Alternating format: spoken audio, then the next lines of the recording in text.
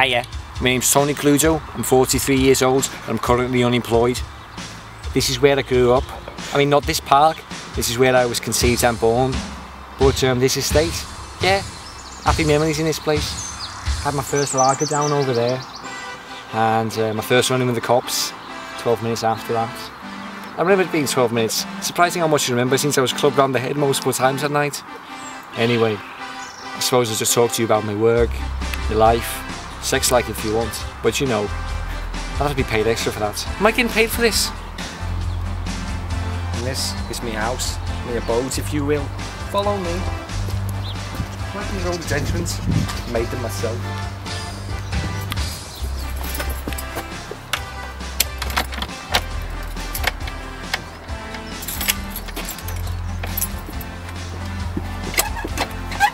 Mum?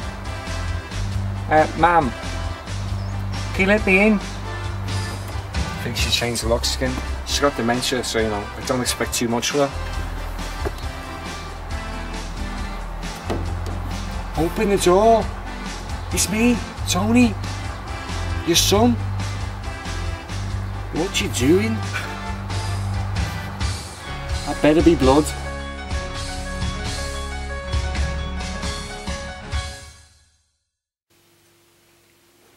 Hiya, my name's Tony Cluedo, 43 years old and I'm currently unemployed.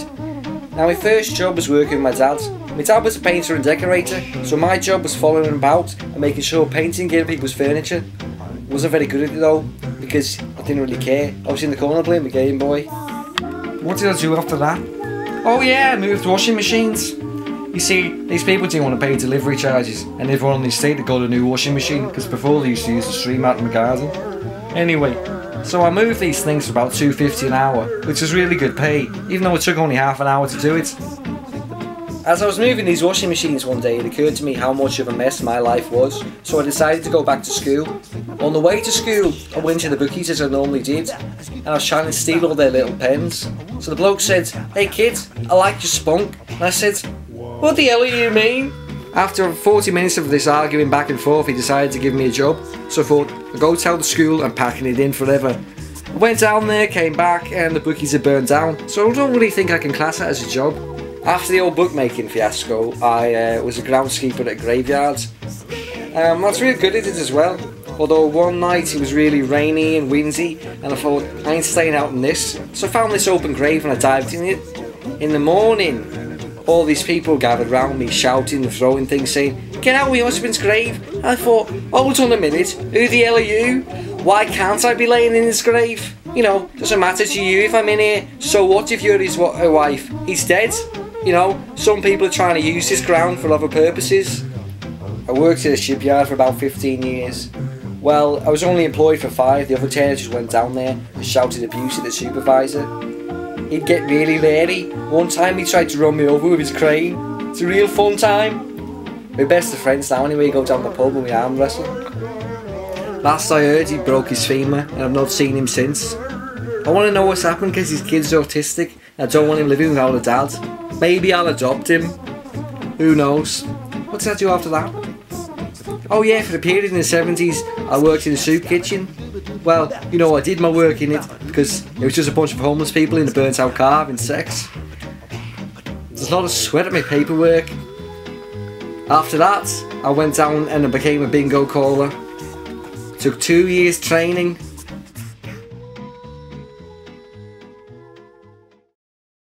Sometimes I just spend my time the entire day sitting out in the garden. Got this remote control helicopter of mine, it's really nifty. And I fly it around a lot, and there's this little Indian boy from over there. Sometimes he climbs into my garden, hides behind that barrel over there, and just watches me fly it about. And one time, you know, because he comes in quite frequently, and I thought, you know, I just leave him there, it's fine, it's not doing anybody no harm. One time he was in there, and I could see he's like graffitiing on the back of it, and I thought, I ain't having this. So I got my little helicopter thing, and flew it right into him, right for his head. Didn't get his head though. The blade got his arm, severed it really deep, so he goes to hospital and everything. Next thing you know, I'm in court, and I'm sitting there thinking, the judge, I say to the judge, "You're fucking off your head, mate. There's no way I would fly my 60 quid helicopter into this little brown child.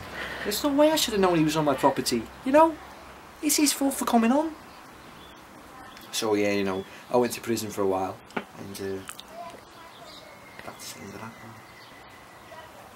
I don't have a tap in there, do my washing at that pump. It's environmentally friendly, I think. I don't know. I don't know where the water comes from. Sometimes it comes out different colours than you'd expect. Because water's meant to be blue, isn't it? I don't know, because sometimes it comes out green, or sometimes greeny brown. And no, my nan came over once and she was like, does that pump work? And I said, yes, actually, you've not been round since I got it working. And we got all the family round, extended family, not my close family, don't get on with them. And we got my cousins round. Leroy comes in, he stands under that and he's like, mate, does this work? Because he sounds like that, you know, he's got this really high pitched voice, like, hey mate, does that work like that? And I said, Leroy, you've got to get some balls, mate. And so we started fighting in the garden for about 2.5 hours. And then my nan said, look, get enough of this. And because this is when Brookside was back on, and she tried to watch that. So she just hurled the bottle at Leroy and he broke over his head. And I said, mate, you get that washed off onto that tap. He goes, that's the reason I came round. Or something. Bloody hell. Mad for it.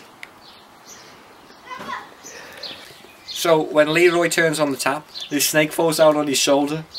That has never happened to me before, you know. I've had fish food, woodlouse, and some kind of sludge came out. So he's there with his snake wrapped down his shoulders and he says, hey, this looks like that tattoo I got on my arse. I said, you know what, mate, it does.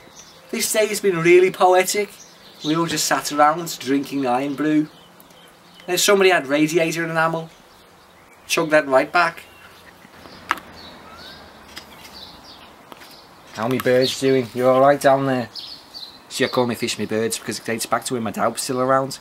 He used to try and surgically attach birds to fish, and he said, son, one day these will be birds. And I said, well, I might as well call them birds now, because when they change into fish birds, I don't want to have to adjust to the new names. That one down there is actually my brother-in-law.